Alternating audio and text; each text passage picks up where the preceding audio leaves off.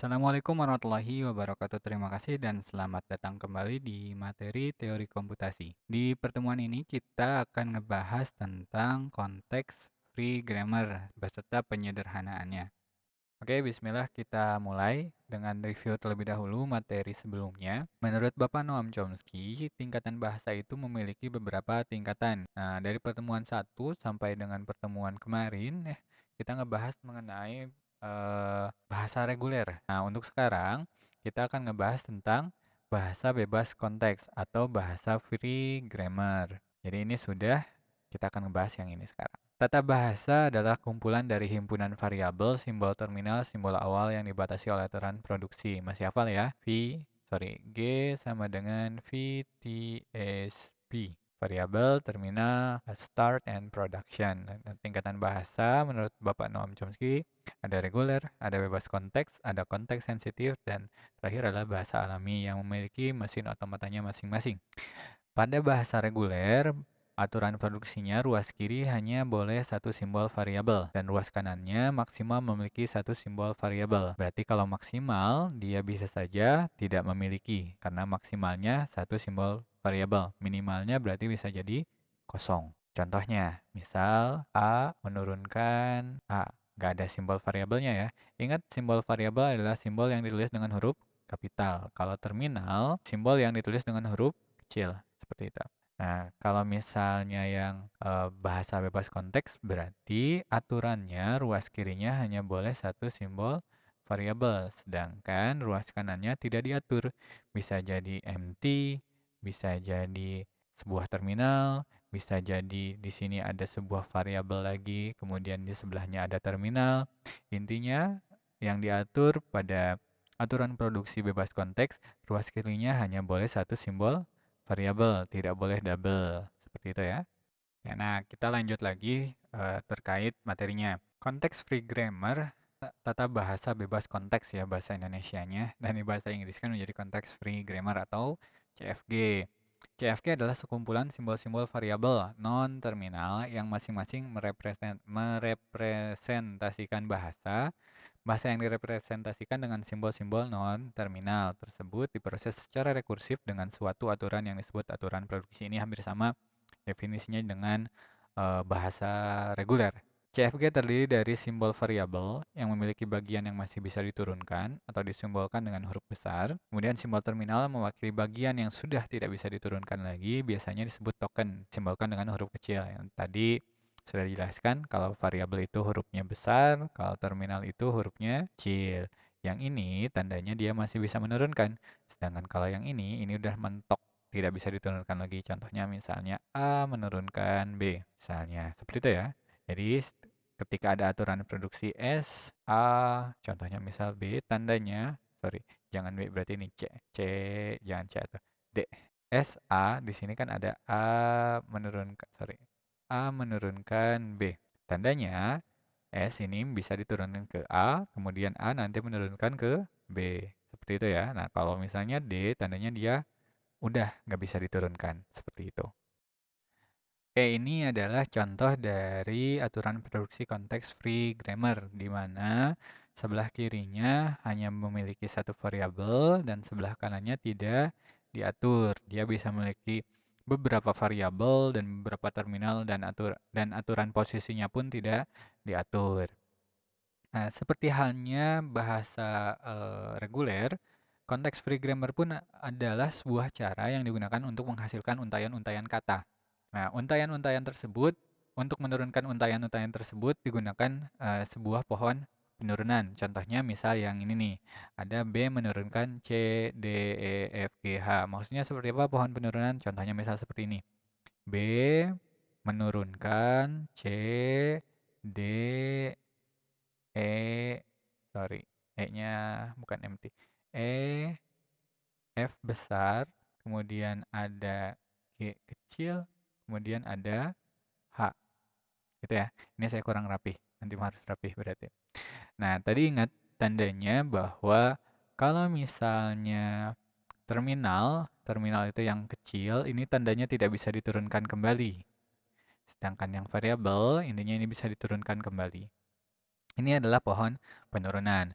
Nah, dalam pohon penurunan terdapat dua cara proses penurunan. Yang pertama itu penurunan terkiri atau leftmost derivation, dan juga ada penurunan terkanan, yaitu rightmost derivation. Fungsinya apa sih pohon penurunan? Fungsinya adalah untuk menggambarkan bagaimana cara memperoleh untayan-untayan dengan cara menurunkan simbol-simbol variabel menjadi simbol-simbol terminal hingga akhirnya tidak bisa diturunkan kembali. Jadi ujung dari pohon penurunan adalah simbol terminal. Nah, proses penurunan akan berhenti jika semua simbol variabel telah diturunkan menjadi simbol-simbol terminal yang ini ya. Dalam proses parsing mungkin terjadi ambiguitas, yaitu jika terdapat lebih dari satu pohon penurunan yang berbeda untuk mendapatkan sebuah untayan. Jadi mungkin dalam sebuah aturan produksi, ketika diberikan sebuah persoalan, ternyata kita menemukan dua cara atau menemukan dua pohon penurunan, hasil dua pohon penurunan yang menghasilkan untayan yang sama. Nah, itu adalah ambigu atau ambiguitas. Ambiguitas ini dapat menimbulkan masalah pada bahasa tertentu, sehingga nantinya si aturan produksi itu kita harus sederhanakan terlebih dahulu sebelum kita turunkan. Baik, jadi kita coba latihan agar teman-teman semua bisa memahami. Contohnya misal ada aturan produksi yang sudah terbentuk menggunakan aturan CFG. Contohnya misal ada S menurunkan A, A, S, kemudian S menurunkan AAS atau A. Di sininya. Kemudian yang kedua adalah A menurunkan S, B, A atau B, A. Ini adalah aturan produksinya. Kemudian persoalannya adalah buat sebuah pohon untuk memperoleh untai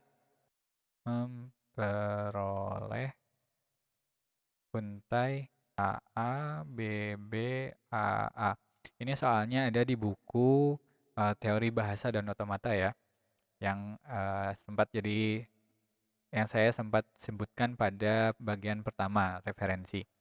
Nah, kita akan coba menggunakan leftmost derivation atau penurunan terkiri. Gimana caranya? Kita akan selalu mulai dengan S. S itu apa? S itu adalah simbol awal. Kita akan mendapatkan untai AA, BB, AA. Caranya gimana? Kita mulai dengan S. Oke, S sudah dapat. Nah, kita cek. Selanjutnya yang agar kita bisa mendapatkan untayan yang terbanyak dari penurunan S ini kira-kira yang mana? Kalau misalnya kita langsung menurunkan A, tandanya dia akan langsung berhenti, tidak bisa diturunkan kembali. Sehingga untayannya tidak akan terbaca. Kemungkinannya adalah berarti kita harus menggunakan penurunan yang pertama, A besar, dan S. Kita dapat A, kemudian A besar, kemudian S. Oke, udah dapat A. A yang ini berarti tidak bisa diturunkan kembali. Berarti kita bisa mencoret bagian sininya. Tandanya sudah berhasil untuk mendapatkan A. Selanjutnya, karena ini leftmost derivation, kita harus mengerjakan yang bagian A-nya dulu. Nah, A kita lihat dari sini. A berikutnya adalah agar si aturannya itu bisa kita mendapatkan untayan A. Untayan A dari sini ada dua pilihan, ada SBA, ada BA. Ketika kita contohnya misal memilih BA, kita menurunkan BA, contohnya misal kita menurunkan BA, tandanya apa? Berarti si aturannya ini tidak bisa kita dapatkan A, karena yang paling pertama adalah B muncul duluan. Gitu ya. Beda lagi kalau misalnya ini adalah aturannya AB. Sehingga kita bisa menuliskan A, B. Kita dapat nih nanti di sininya. Tapi karena ini BA berarti si aturan penurunan ini kita tidak bisa gunakan. Kita harus memilih yang satunya lagi.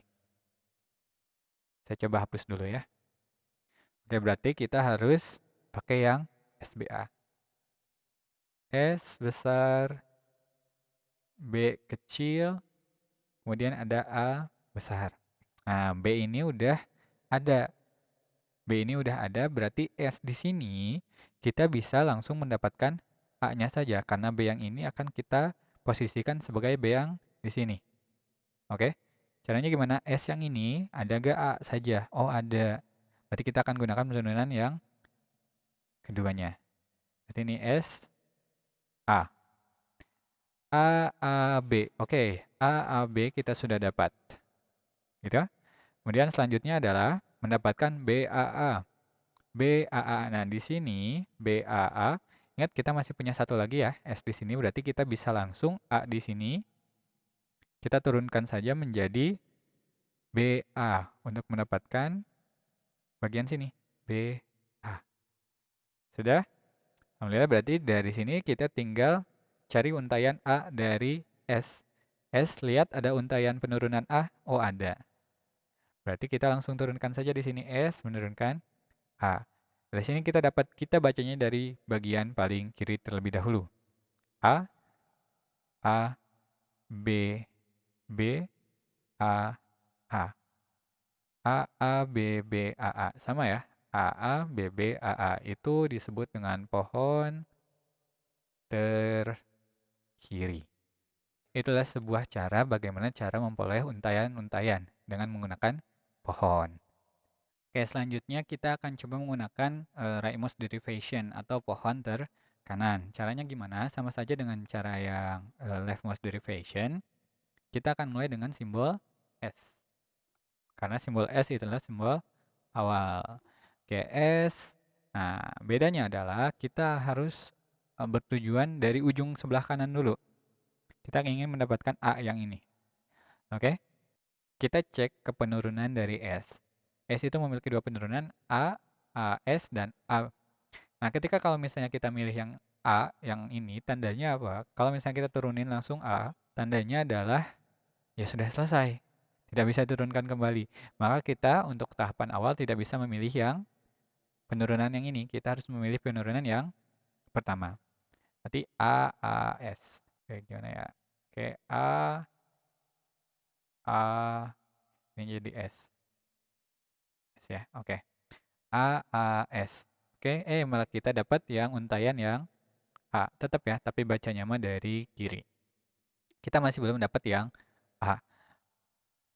Nah, rightmost derivation kita harus ambil dulu dari yang sebelah kanan, dari S. Biasanya untuk rightmost derivation saya nulisinnya gini.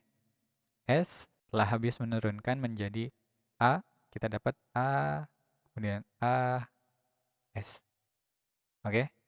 Nah, selanjutnya kita tetap akan mencari yang bagian A. Kita cek S kemungkinannya adalah menurunkan AAS atau A. Secara logikanya ketika kita menurunkan AAS ini mungkin saja bisa dapat lagi AA, BB, AA. Hanya saja cek di sebelah S, di sebelah S itu ada A, ada variabel A. Ketika misalnya kita menurunkan AAS di sini, contohnya misal ya, A, A, S. Berarti kemungkinannya A yang ini harusnya tidak terpakai. Karena kita sudah dapat A di sini. Kita sudah dapat AA. Sedangkan pada bagian sini ada A. Ada variabel A. Dan A ini harus diturunkan. Itu menjadi SBA atau BA. Gitu ya. Nah, teman-teman di sini otomatis cukup lumayan sulit. Karena kita harus melakukan trial and error. Berarti kita tidak boleh pada bagian S yang ini, kita tidak boleh menggunakan penurunan yang AS. Berarti kita harus menurunkan yang A. Karena kemungkinannya pada A di sini bisa menghasilkan A, B, B, A. Gitu ya, cukup sulit sih memang. Jadi coba saya hapus lagi di sini. Jadi S yang ini kita harus menurunkan dengan turunan yang keduanya, yaitu A.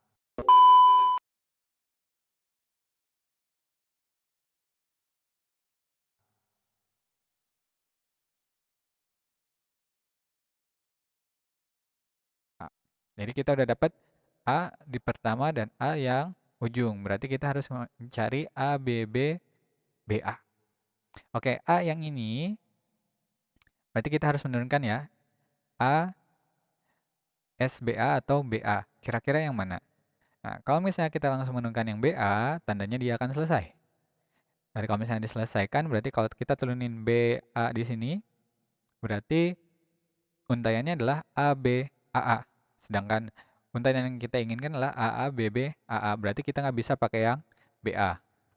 Kita harus pakai yang satunya lagi. Gitu ya.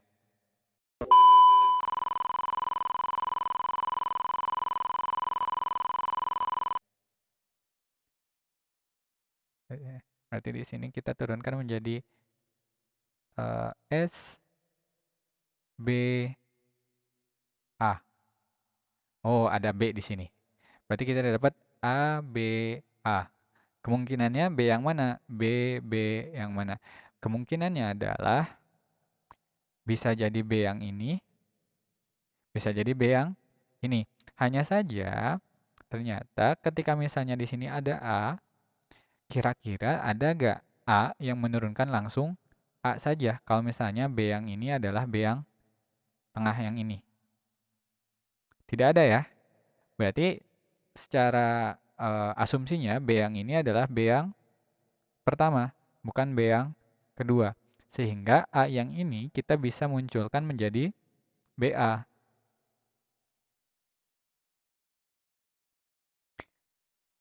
Oke, selanjutnya berarti kita tinggal mencari A, B, B. Tinggal A yang ini ya. Udah, S.